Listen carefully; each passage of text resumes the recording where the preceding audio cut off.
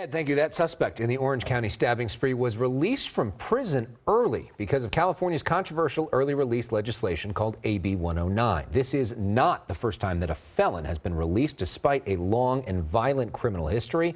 Bill Malugin joins us live at the LA County Jail with more from both sides of that debate. Bill.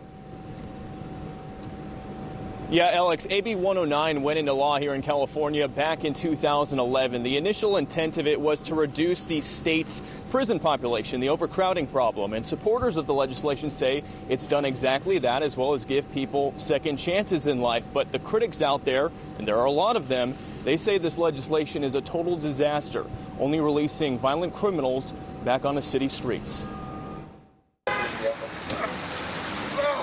When police arrested Orange County stabbing spree suspect Zachary Castaneda, a known gang member, it didn't take long for them to say the quadruple homicide suspect should have never been on the streets in the first place.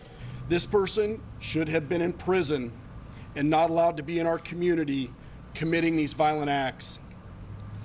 Based upon his prior arrest record, he is a violent individual who should have never been considered for early release based upon Assembly Bill 109. And it's not the first time California's AB 109 has been criticized by law enforcement.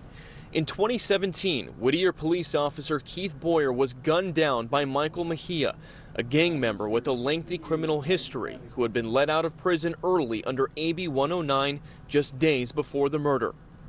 In April of this year, Alexis Avenai, a felon and gang member from Buena Park, led police on a 3-hour pursuit beginning in Southgate, fighting with his female passenger and ending by running into a Rowland Heights 99-cent store, sending customers fleeing out the door. Avenai had just gotten out of jail on early release under AB 109. It's really not fair for a few bad apples to represent everybody who's been released on AB 109. There are a lot of success stories that don't make the news. Criminal defense attorney Lou Shapiro is a strong supporter of AB 109.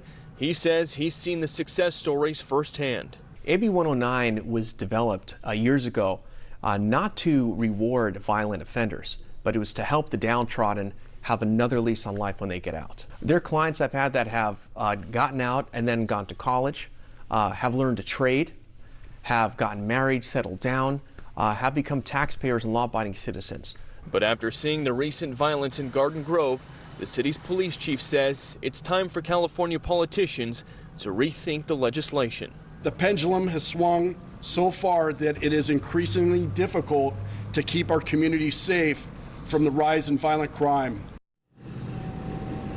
And it's not just police and sheriff's departments out there who are critical of this law. There are quite a few prosecutors who are not fans of AB 109 as well. So today I was sent a statement from the president of the Association of Assistant District Attorneys, and that statement says in part, quote, AB 109 transferred responsibility for offenders with violent criminal histories to the local probation departments who had no experience supervising such individuals. AB 109 also significantly reduced penalties for violation of the terms of release.